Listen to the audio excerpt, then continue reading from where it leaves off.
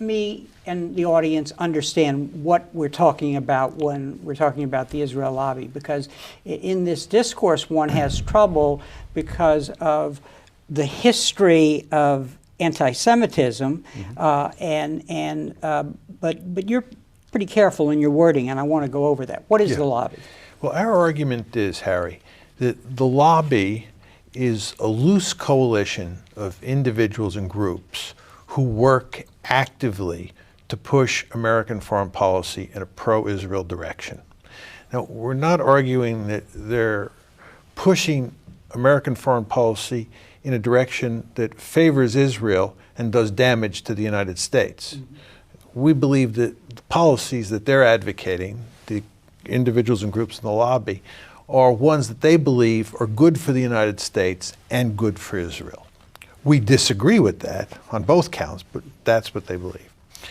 Many of our critics have said that we're talking about a cabal or a conspiracy. We go to significant lengths in the piece and in all our public presentations to make it clear that we're talking about no such thing. This is an American interest group. It's like the National Rifle Association. It's like the Farm Lobby. It's like the Cuban Lobby. It's just another interest group that is operating in ways that are, as Steve said before, for the most part, as American as apple pie. Another point that needs to be emphasized here is that we're not talking about a Jewish lobby. A number of our critics like to use the phrase Jewish lobby, when in fact we say explicitly that this is not a Jewish lobby, it's the Israel lobby. Now, why is that the case? First of all, not all Jews could possibly be included as part of the lobby, because if you look at the basic makeup of the American Jewish community, it's quite clear that about a third of American Jews do not feel any significant attachment to Israel. It's just not something that matters that much to them. So in no way could you include them in the lobby. So not all Jews are in the lobby. Furthermore, it is quite clear that inside the lobby are a number of important constituencies that are not Jewish, the most important of which are the Christian Zionists, but also a number of key neoconservatives like John Bolton and Jim Woolsey, who we would include in the lobby, are not Jewish. So this is not a Jewish lobby, it's the Israel lobby. It is defined not by ethnicity or religion, it is defined by its political agenda. And its political agenda, again, just to be perfectly clear, is to push U.S. foreign policy in ways that benefit Israel and at the same time are believed to benefit the United States. Yeah, I would just add a couple of points to what John said. Obviously, it's a heterogeneous coalition to some degree. There are differences between different groups and individuals in it. So some organizations, for example, the Zionist Organization of America, a very hard-line group that believes Israel should basically control all of the occupied territories in perpetuity. And many of the Christian Zionists, if not all Christian Zionists, these hardline Christian evangelicals, also favor that. There are other groups that also want the United States to have a special relationship with Israel, want American foreign policy to be very pro-Israel, who nonetheless favor a two-state settlement, think that Palestinians should have a state of their own, think the United States should push for that, although they tend not to think the United States should ever really squeeze Israel hard on that. But nonetheless, that's the outcome they would like to see. So it's not a single unified organization with a leadership that sort of hands out orders to the rank and file. It's a loose coalition. And I believe you're suggesting when you're describing the lobby that in this period when there's been a historical evolution since, say, the '67 war to the present, the balance of power within what we can call the faction that is the supporters of Israel, to use Madison's term, namely faction, that the balance of power within those groups has shifted, and so you get an output that may not be universally agreed on, which is what you were just suggesting. If you looked at the spectrum of organizations within it, the most powerful and influential, the ones with the largest budgets, tend to have the most influence on the policy process, tend to be on the hardline end of the spectrum, and they've moved in a more conservative direction or more hardline direction over time. There are a number of other organizations, Americans for Peace Now, Brit Tzedek v'Shalom, the Israel Policy Forum, that are on the more moderate, even dovish side of the spectrum. And we actually would agree with many of the policies they favor, but they're not as influential, not as powerful, not as wealthy in their capacity to shape events. In the course of this evolution, during the Cold War, or the latter part of the Cold War especially, Israel, the strategic rationale for the support of Israel was that it was an asset in the region as we competed with the Soviet Union for influence and power. With the end of the Cold War, that rationale no longer existed. So what replaced it, and how has that played into our current dilemma? Well, the rationale that the lobby put forward after the Cold War ended was that the Soviet threat was replaced by the terrorist threat, and that the terrorism threat that Israel and the United States faced was essentially the same threat. So we were in effect partners in a war against terrorism. That was the argument that the lobby made in the 1990s, but certainly after 9/11. And our basic argument is that that's wrong, and that one of the principal reasons, and Harry, I want to underline the word one here, one of the principal reasons, not the only reason that we have a terrorism problem today, is because of our unconditional support for Israel, especially with regard to its policies, Israel's policies towards the Palestinians in the occupied territory. So we disagree with that new rationale that the lobby has adduced. And I guess if you're fighting a war on terrorism, then you are looking for a global mission in a way, and you're saying that one terrorist group is just like another, which would seem to raise problems for the United States if it wants to behave responsibly globally and actually deal with the problem. Obviously, John and I are no defenders of terrorists of any kind, right. But one of the mistakes the United States made, and it's not a mistake, I think it's unique to the U.S.-Israeli relationship, was in the aftermath of September 11th to basically declare that the enemy here was terrorism with a capital T. And as you just indicated, that implies that all terrorist groups are fundamentally identical.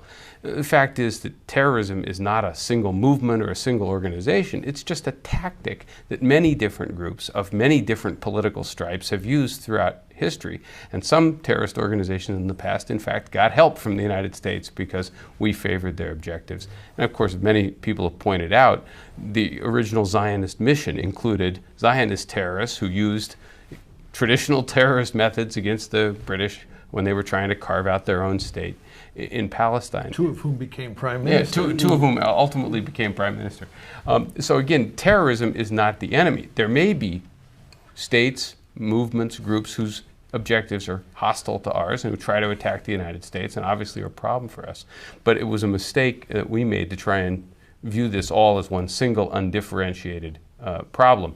Now, of course, many Israeli leaders and key organizations in the lobby liked that, because they could say, look, we have a terrorism problem, you have a terrorism problem, it's the same problem. But of course it's not, right? Some of the organizations that Israel has a problem with don't attack the United States, don't try to attack the United States.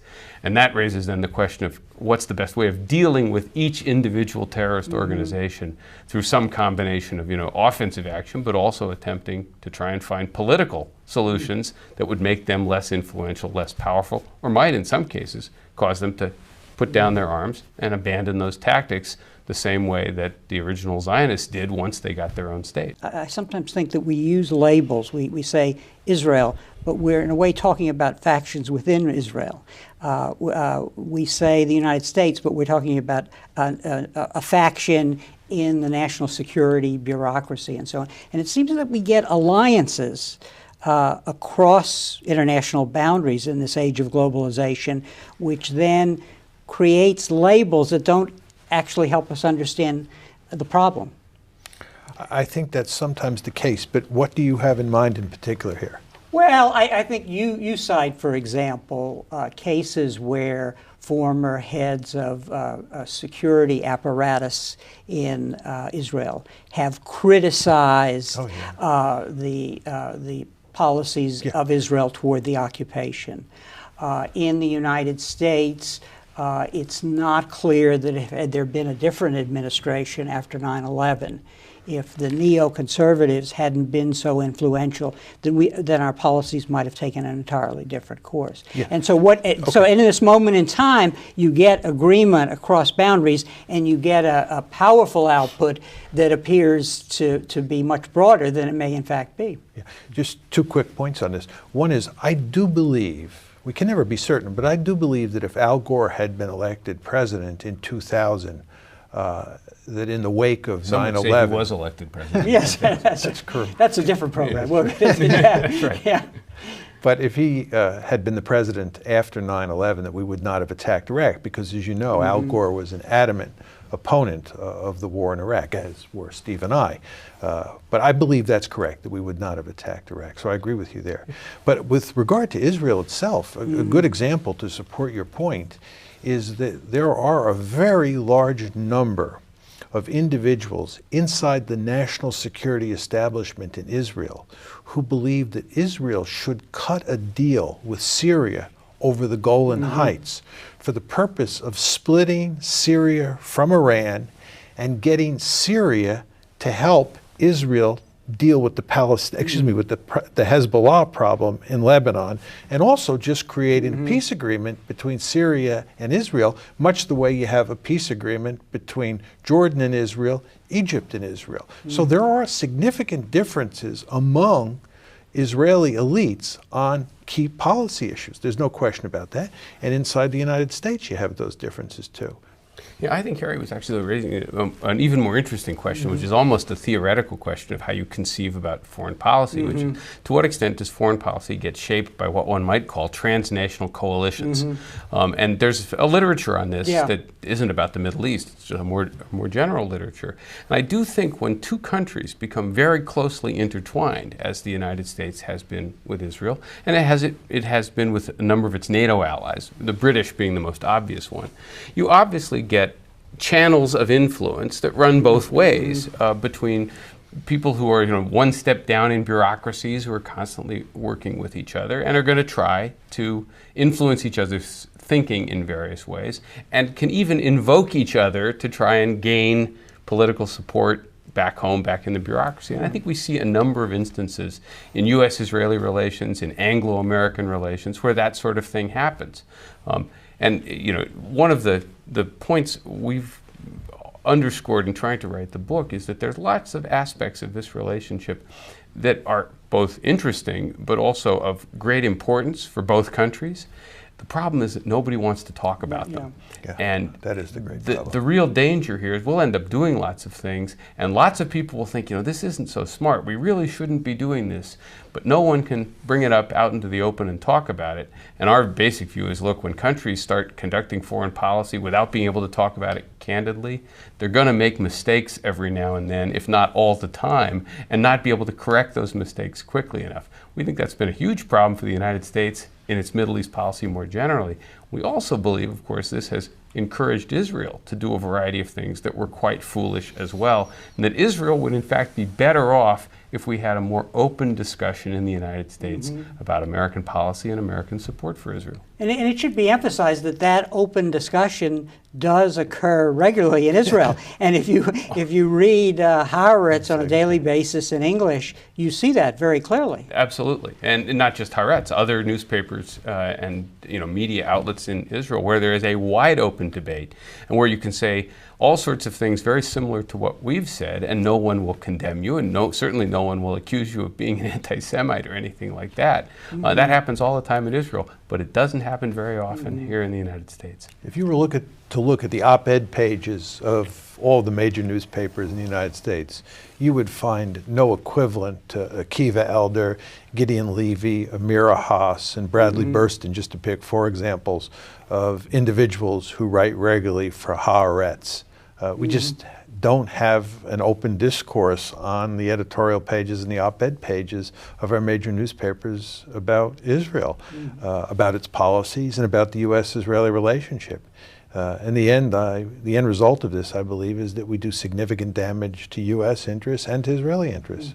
In your book, when you, and we'll talk a little more about the Israeli-U.S. relationship with regard to the benefits that Israel gets from the relationship. But you talk a great deal about recent relations that should be important for us in the Middle East. Iran, Syria, the Lebanon 207 war. 206, sorry, 206, yeah. Cases in which, for you and for your analysis, and maybe for a broader international relations community, our policy, the way we're pursuing our national interests with regard to these countries, does not make a lot of sense. So talk a little about that, because, for example, in the case of Iran, there were initiatives that the Iranians were willing to make at the time of the Iraq War that we did not respond to. Yeah, I'll say a few words about Iran, and Steve can say a few words about Lebanon, because those are two very prominent cases in the book, and we've already talked a little bit about Syria. It's quite clear that starting in the early 1990s, the Israelis came to believe that the greatest strategic threat that was facing them, either at the moment or on the horizon, was Iran. And they began putting pressure on the United States in the early 1990s to pursue a confrontational policy towards Iran. And Bill Clinton went along with this, and George Bush has gone along with this. Nevertheless, at the same time, the Iranians were looking for opportunities over the course of the 1990s and in the early part of this decade to change this confrontational relationship they had with the United States and try and work out some sort of modus vivendi. It wasn't like they wanted to become kissing cousins with the United States or anything like that, but it is clear that they thought that this confrontational relationship was counterproductive for Iranian interests. But every time that the Iranians tried to improve relations with the United States, the lobby moved in and made it almost impossible for the president, be he Bill Clinton or George Bush, to do anything serious to improve those relations. In the wake of 9/11, the Iranians made it clear to us that they wanted to help us deal with our problem in Afghanistan. They wanted to improve relations. And during the course of these discussions, there was even evidence that they were willing to recognize the state of Israel and have decent relations with Israel if some sort of agreement could have been worked out between the Palestinians and the Israelis. So there's no evidence that the Iranians are hopelessly committed to opposing the existence of Israel forever. But anyway, we were unable, in large part because of the lobby, to reach any kind of accommodation with the Iranians. And the most important result of that is that we believe that it has made it extremely difficult, if not impossible, for the United States to shut down or limit Iran's nuclear ambitions. There's no question about it that this is a hard nut to crack no matter how you approach it. But our argument is that if you had a more cooperative policy, you placed more emphasis on diplomacy and on improving relations and removing the American threat and removing the Israeli threat, you're more likely to get a solution. But again, the Israelis have pushed us hard, and the lobby has pushed us especially hard, not to have good relations with Iran. The only footnote I'd add to that, of course, is the other outcome that our policy has led to is the election of a hardline president, Mahmoud Ahmadinejad, and it's hard to see that as a good development for the United States or for Israel, given some of his very objectionable statements over time. Again, one of these unfortunate events. Let me turn that to Lebanon. It's clear that Israel had a problem with Hezbollah in southern Lebanon, which was hostile and was arming itself, getting missiles from various places and posing a growing threat. So we don't deny that they had a real thing to worry about. Plus the fact there were these cross-border provocations going both ways. But the question is, what was their response going to be? And they developed a response that they then implemented in the summer of 2006, which had two parts to it: trying to disarm Hezbollah by bombing it, and then bombing civilian areas in Lebanon to punish the rest of Lebanese society so that the government in Lebanon would finally put the squeeze on Hezbollah.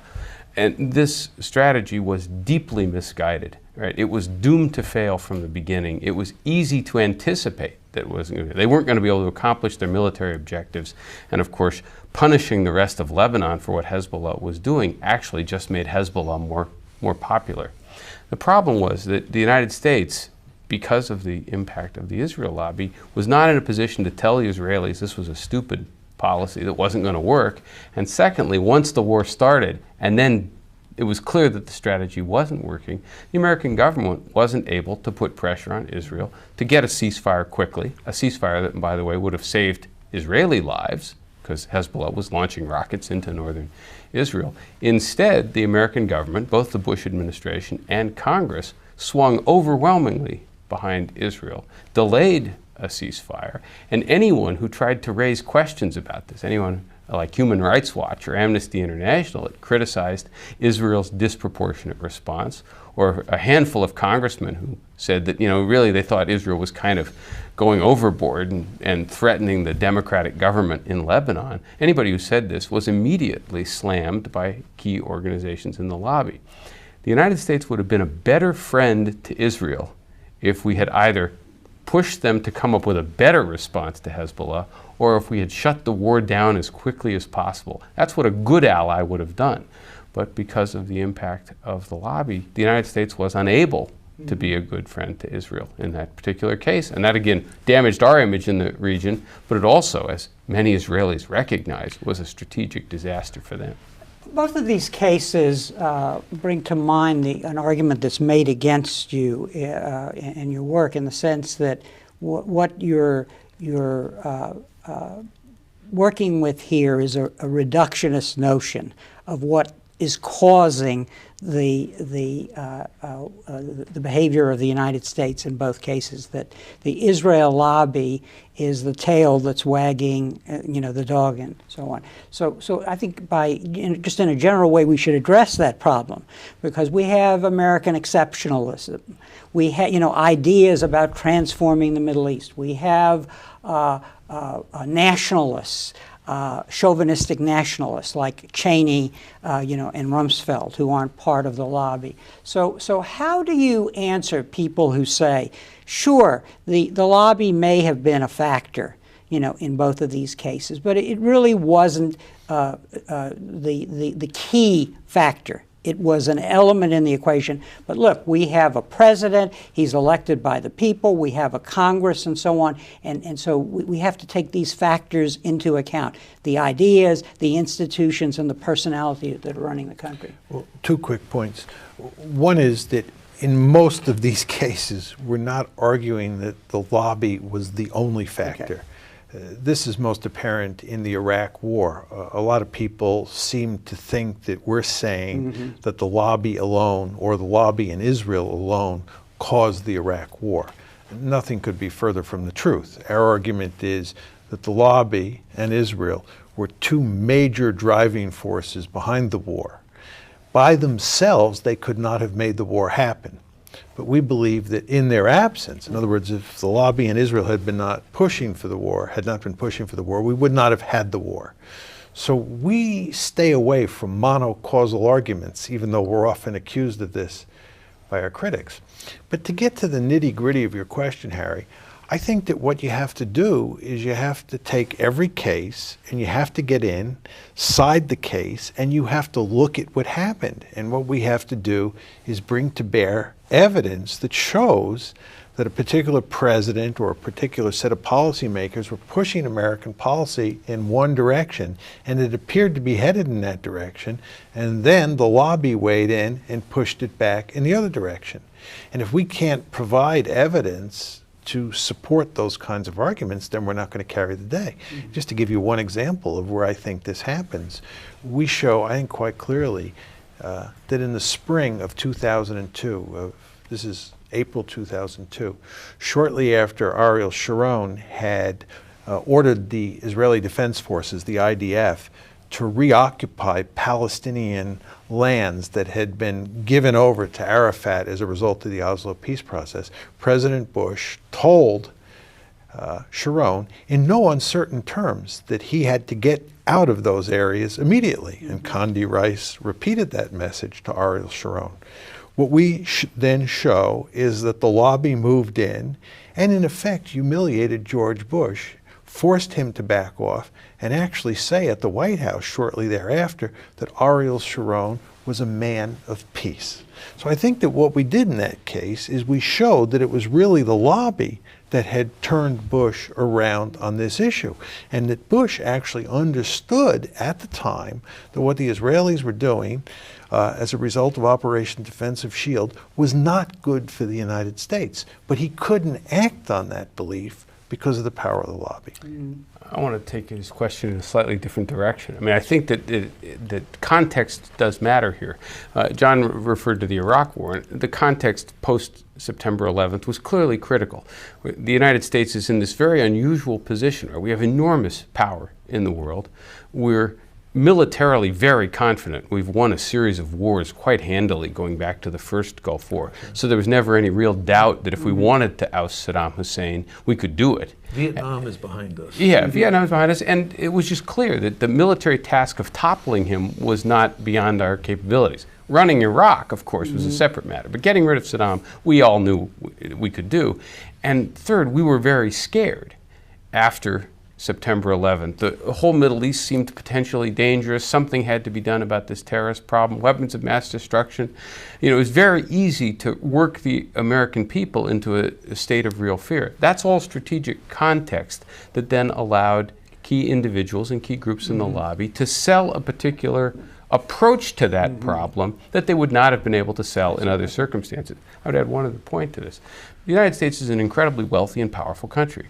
And one of the things I think you do learn from realism, right, is that the world is a competitive place. But when you're in very good shape, when you're very powerful, you have much greater latitude, much greater margin for action. And you can do a lot of things that may be kind of stupid. You may even pay a price for doing them, and you're still going to be okay. And you could make the argument that domestic politics matters more in the United States case precisely because we have such latitude. If we had the Cold War back, right, if we had a real great power adversary that we thought was really dangerous, we would have to be much more focused on not letting our national interests get diverted, not miscalculating. You'd probably have a somewhat more open discussion. In a funny way, we have the luxury of allowing special interest groups of all kinds to distort American policy precisely because the United States is so big and powerful. Right? It's still costly. It may still lead us into considerable problems, but it's, you know, something. One of the things I think realism would tell you is that the United States is precisely in the position where you got to be real careful because it's possible to miscalculate and think you can get away with it anyway. So the other thing that realism tells you is that when you do pursue policies that are caused by domestic political interest groups, that you invariably get yourself into a lot of trouble. You shouldn't say invariably. Almost always. Almost always. Okay. So you've given me the opportunity to have you put on simultaneously your domestic politics hat and your international politics hat, in the sense you're saying that in both realms there isn't a balancer, so that there's no one out there balancing America's global power, which would discipline us.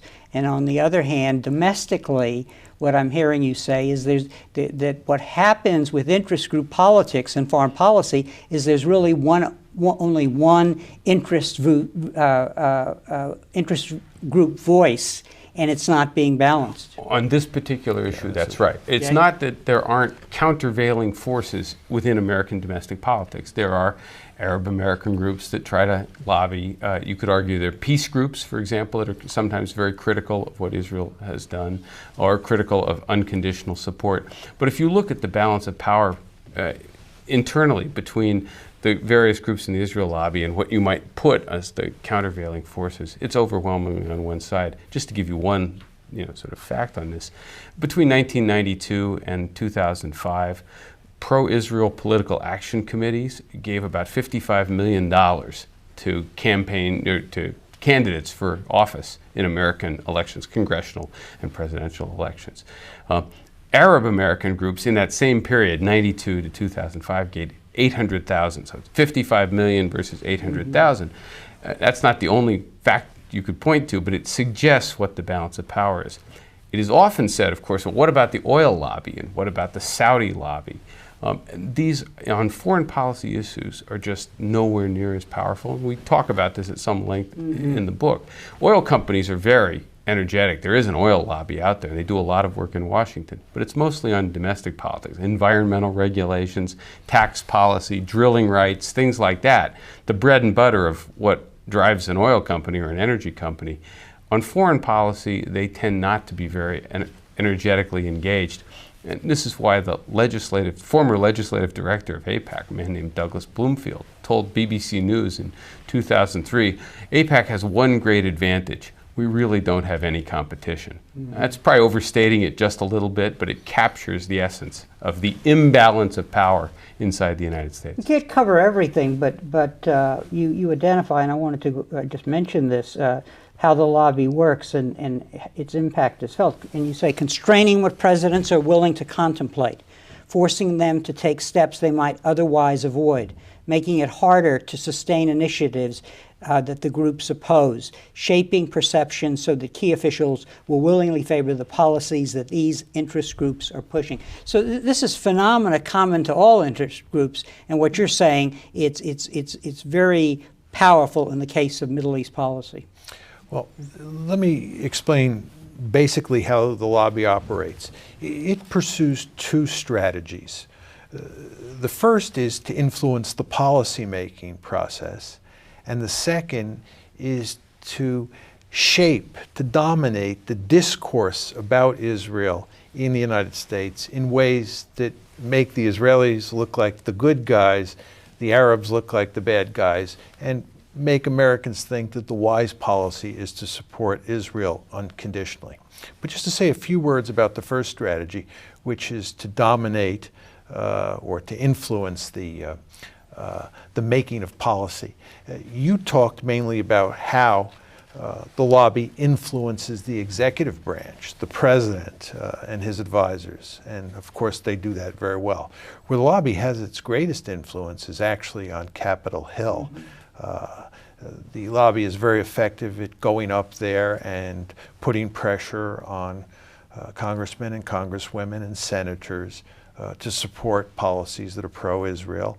And if any of those legislators are running for re-election and the lobby believes, and here we're talking mainly about AIPAC, but if AIPAC believes that those legislators are not sufficiently pro-Israel, they'll do everything they can to help those legislators go down to defeat in the next election. And it'll help get people elected who are likely to be pro-Israel. So you see that inside the executive branch and inside Congress, they work hard, as other interest groups do, to influence outcomes. And then we get to the second broad strategy, which is controlling discourse.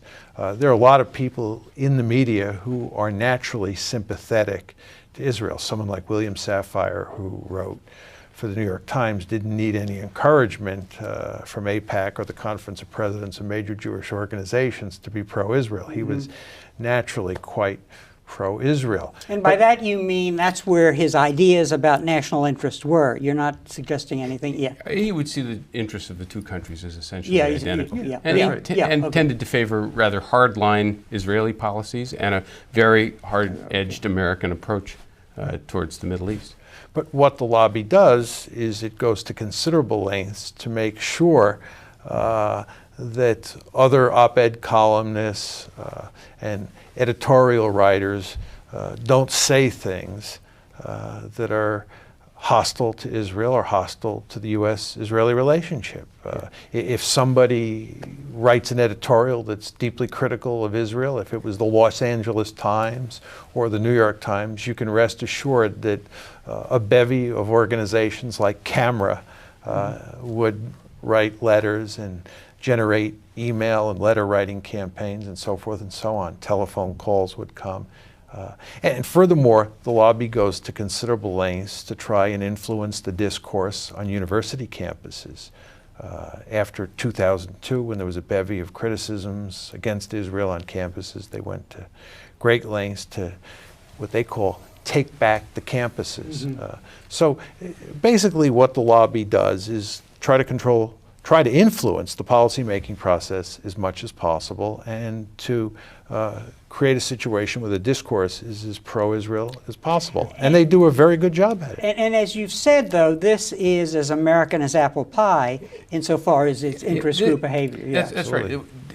When you talk about, say, media coverage in the United States, many people think, given bizarre conspiracy theories like the protocols of the Elders of Zion, that we're saying something like, there's Jewish control of the media, which we're not saying at all. In fact, groups like CAMERA exist, the Committee for Accuracy on Middle East Reporting in America. It's a watchdog organization. They exist to put pressure on media organizations precisely because there isn't any kind of control. You have to lean on people.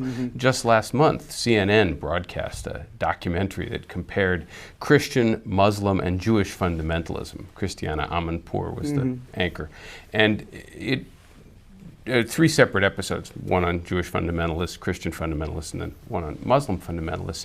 And immediately in the aftermath, a number of prominent organizations in the lobby, including the Conference of Presidents, began organizing protests directed at CNN, and in particular, asking people to write companies that had bought advertising time and to complain to the advertisers. Now, if you're CNN, this is something you have to take very seriously. And the purpose, of course, is to make sure that the next time you think about doing a show like this, you'll think, well, maybe we ought to make sure it's a little bit more favorable because we don't want to get that avalanche of mail and those other protests. And that's only one of many other examples where radio stations and newspapers have faced boycotts and other forms of pressure from well-organized groups who want to make sure that their coverage is as favorable to Israel as possible. Now, I should add one other point. They're not the only group that does this kind of thing. You would find the same thing in other politically hot topics as well. What we always keep coming back to is that this is ultimately not the way we're supposed to do business in the United States. We're supposed to have open discussion of issues. And by failing to allow open discussion of these issues, we end up with policies that aren't in America's interest. But we also believe that we've ended up with policies that have ultimately been very harmful to Israel. To take the most obvious example, many Israelis and many Jewish Americans understand that the entire settlement enterprise was a real strategic and moral disaster for Israel. And American presidents have always opposed it, but they've never been able to put any pressure on it because the political cost of trying to do it would be too great. And that's in part because we can't even talk about that very openly here in the United States. So what is our national interest in the Middle East that we're not dealing with adequately? Well, we have 3 major interests in the Middle East. One is to ensure that the flow of oil out of that area of the world continues unabated. Second, to prevent nuclear proliferation in the region. And we're especially worried about the possibility that some terrorist organization like Al-Qaeda might get its hands on nuclear weapons. And third, we're concerned with defeating the terrorist threat that is directed against the United States, and if possible, dealing with other terrorist threats as well. We believe that with regard to the proliferation problem and with regard to the terrorism problem for sure, that our policy of giving Israel unconditional aid has made it more difficult to deal with those problems. The best case, of course, is the terrorism problem. There is little doubt that America's unconditional support for Israel's policies towards the Palestinians, its brutal treatment of the Palestinians, and its colonization of the West Bank, enrages huge numbers of people in the Arab and Islamic world, causes some of them to become terrorists, serves as an ideal recruiting device for terrorist organizations, and provides support for the Osama bin Ladens of the world. And the end result of this is the United States has a major league terrorism problem.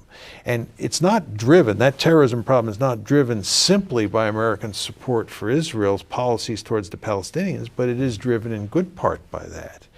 And that just is one example of how a particular American national interest, which is to stop the terrorist threat against us, is hindered by our relationship with Israel. So what is the answer to opening the debate, the dialogue in the United States? Obviously, the lobby is a legitimate faction in Madison's sense. Absolutely.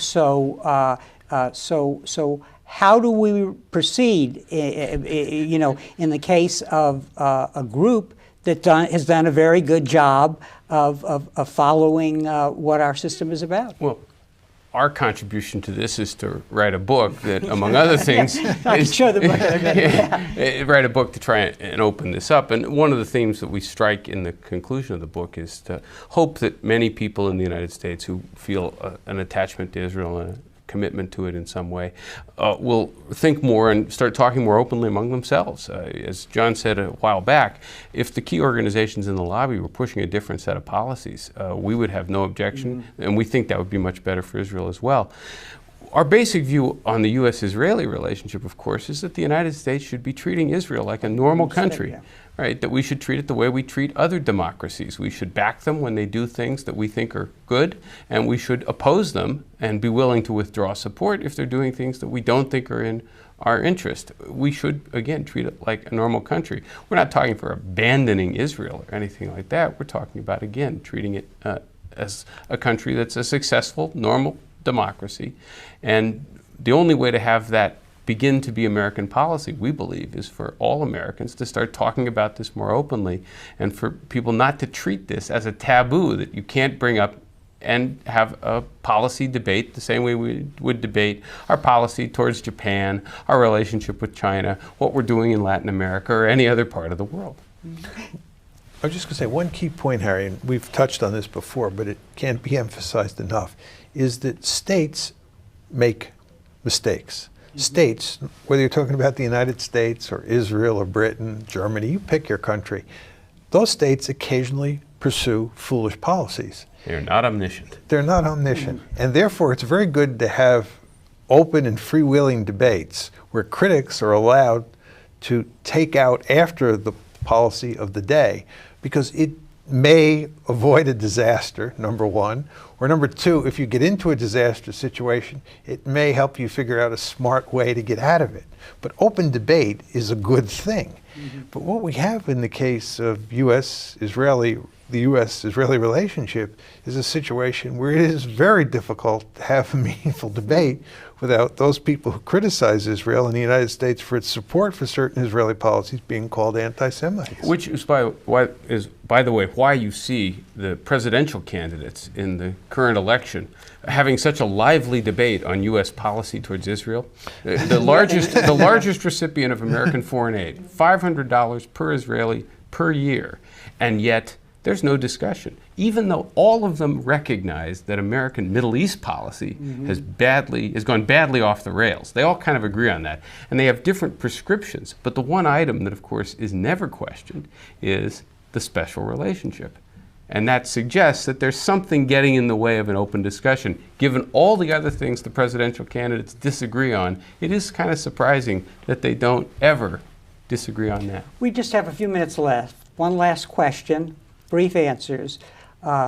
You're tenured at Chicago, you're tenured at Harvard. What have you learned about evidence and public discourse and civilized discourse as a result of this exercise? Well, this is a debate that's taken place very much in the public realm, not in the academic realm. Steve and I have each written 3 books and before we wrote this book, and the debates surrounding those books largely took part in the academic realm. And in that realm, not always, but most of the time, the debate involved evidence and logic. This debate is one where we believe evidence and logic usually doesn't come into play. And what we have discovered is that our opponents, so to speak, our critics, use basically 3 tactics to go after us. Number one, they smear us, and you see very little of that in the academic world. 2, they constantly misrepresent our arguments. It is truly amazing how often people accuse us of saying X when we said the opposite of X. And number 3, we're frequently accused of doing shoddy scholarship, which interestingly is a charge we were never accused of before we wrote this book. We consider these three charges basically to be, this word may be a little bit strong, but it captures the essence, I think, of what we think. These charges are bogus charges. Really, they don't carry much weight.